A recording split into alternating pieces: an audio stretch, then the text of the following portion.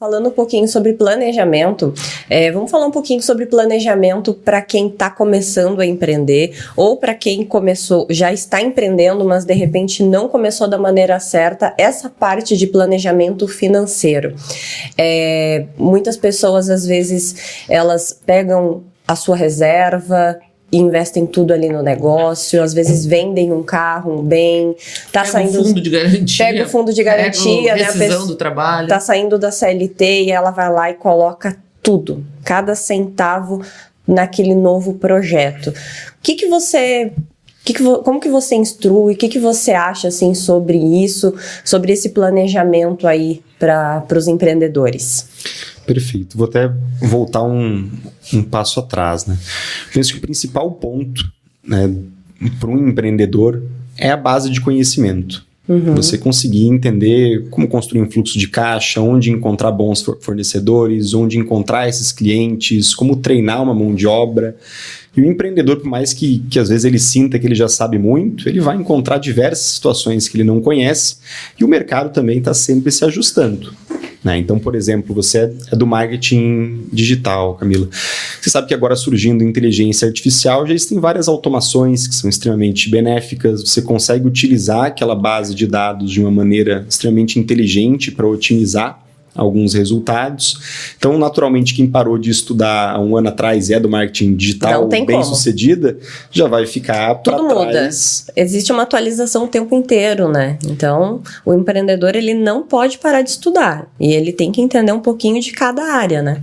Exatamente. E existe um caminho que eu vejo como extremamente favorável, que é você começar a empreender na empresa dos outros. Esse é um conceito que eu acho muito interessante, porque quando você arruma um emprego e você lida ali dentro com a cabeça de dono, realmente, o ownership, que eles chamam, você consegue errar com o dinheiro dos outros, aprender com o dinheiro dos outros e adquirir uma base gigantesca de conhecimento. Eu vejo que muita gente dessa geração mais nova, muitas vezes fala assim, poxa, Rafa, mas se eu sou extremamente proativo e não estou ganhando nada mais com isso, eu me sinto meio trouxa, meio explorado. E eu vejo uma ótica completamente diferente. Entendo, né, que você deveria receber mais por isso, inclusive em algum momento vai receber, se você alinhar tudo bem direitinho com o teu chefe, senta para conversar com ele, estabelece metas a mais do que você se comprometeu a fazer quando foi contratado, mediante esse tipo de entrega, ele vai aumentar a tua remuneração. Mas sem considerar esse ponto financeiro, né, do aumento de remuneração, quando você abraça novas atividades, você consegue adquirir mais conhecimento. E isso é essencial para quem quer empreender. Eu sou bem ativo nas redes sociais, né, então gosto de estar bem presente ali, abro caixinha todos os dias e respondo a pergunta das pessoas que estão ali junto comigo. E aparecem muitas perguntas sobre empreendedorismo. Teve um caso, por exemplo, que me marcou, né, de um rapaz que queria abrir uma padaria e estava pensando em pegar o que ele tinha de reserva e mais um dinheiro emprestado. E eu cheguei a conversar com ele no direct para tentar entender um pouco mais a situação. Era um dia que eu estava com um pouco mais de tempo e me chamou a atenção aquele caso específico. E, na verdade, ele nunca tinha trabalhado com padaria, ele não entendia como é que era a dinâmica, mas ele achou que era algo que poderia dar bastante dinheiro, porque ele viu que não tinha nenhuma padaria no bairro dele, porque as pessoas comentavam que queriam uma padaria por ali. Então, muitas vezes a gente acaba abraçando um sonho que demanda um grande capital, você passa ali 5, 10 anos juntando dinheiro. E você colocar todo esse dinheiro num negócio específico sem ter uma boa base de conhecimento é algo que tem uma chance muito alta de dar errado. Porque empreender é uma competição. Naturalmente, quando você decide abrir uma padaria, você está concorrendo com todas as padarias em volta. Claro, existe espaço para todo mundo. Vamos pegar, por exemplo, o mercado de podcasts. Tem muitos podcasts já espalhados. Naturalmente, é um podcast específico que fala sobre empreendedorismo para quem está começando, né, com essência da região de Balneário Camboriú, Santa Catarina, talvez tão específico, não exista, mas naturalmente tem uma concorrência em volta que vai tomar essa atenção, que é o recurso que está sendo negociado. Então, sempre que a pessoa decide empreender, é muito importante que ela reúna uma base gigantesca de conhecimento.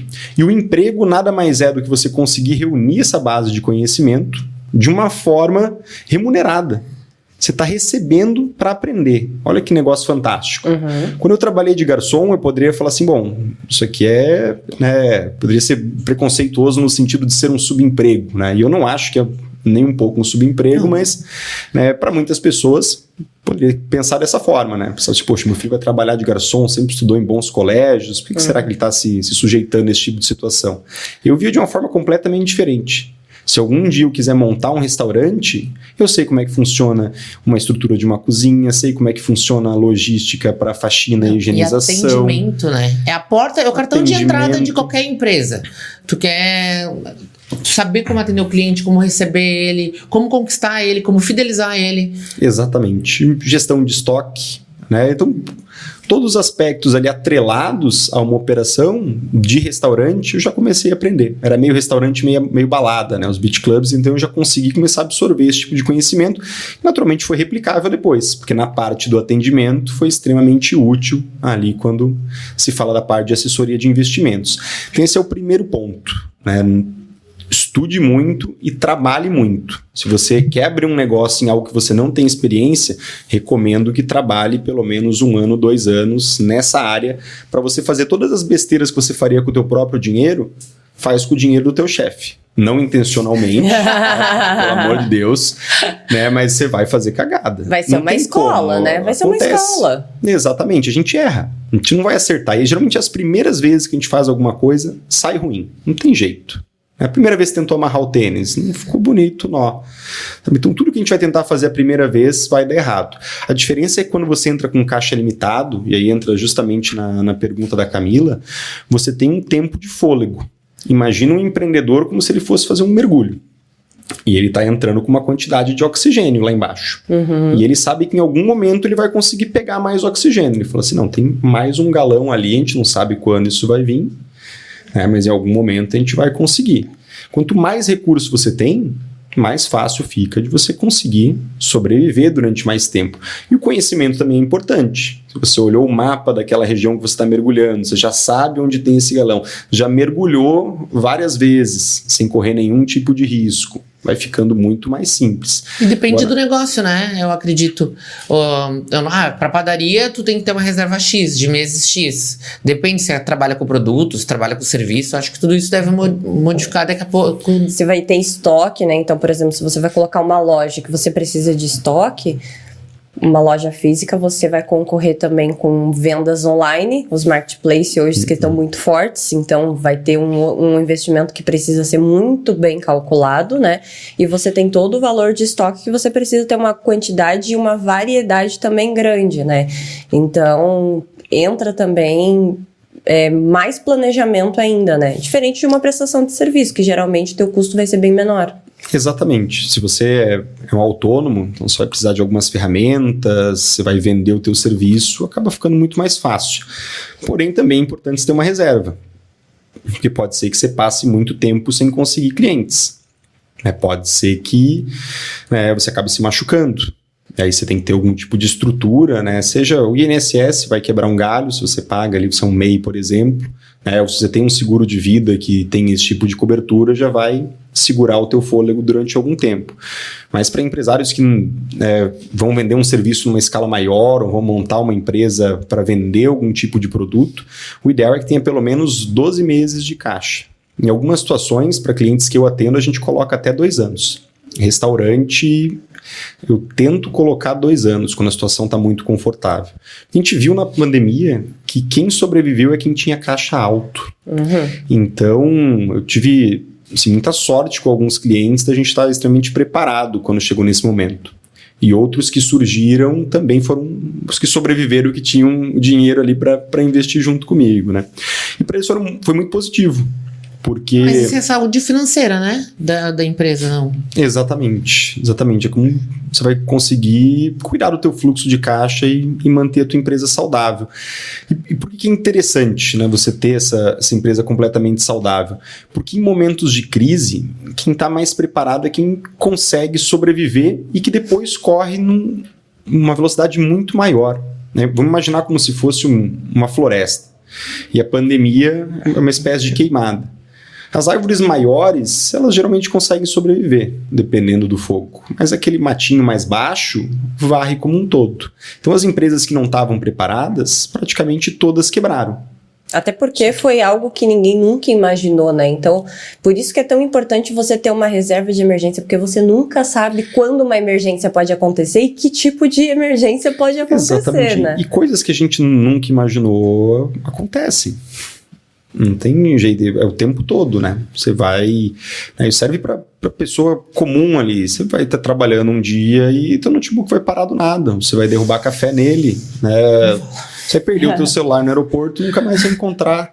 Sabe, se você não tem ali os 20, 30 mil guardadinhos ali certinho, sim, tá tudo errado. Não era para estar curtindo a vida embalada, não era para estar 4 horas da manhã tomando Heineken no posto, não era para estar saindo para restaurante se não tiver 30 conto guardado, porque uma hora vai dar um problema grande na vida que vai te deixar completamente exposto. Já fica uma dica aí, tenha no mínimo 30 mil guardado ali para começar a brincadeira. Exatamente, 6 meses do custo de vida é o que a gente coloca como reserva de emergência, uns 30 mil, imaginando que uma pessoa que gasta uns 5 mil reais por mês, ou uma família que gasta isso, né? Então, Ixi, pela minha conta, gente, acho que tá faltando dinheiro na minha reserva de emergência. Tá faltando Essa tua família, essa tua família aí tá cara. Essa tua família de um tá cara.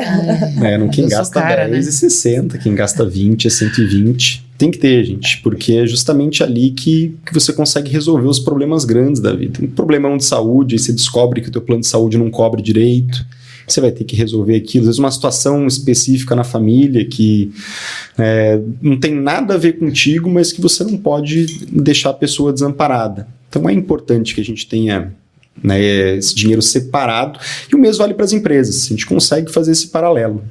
Vão surgir imprevistos na tua empresa e muitas vão quebrar no meio do caminho. Essa pode ser a diferença entre o empresário sobreviver ou o empresário morrer junto com a maioria. E os que sobrevivem nadam de braçada depois.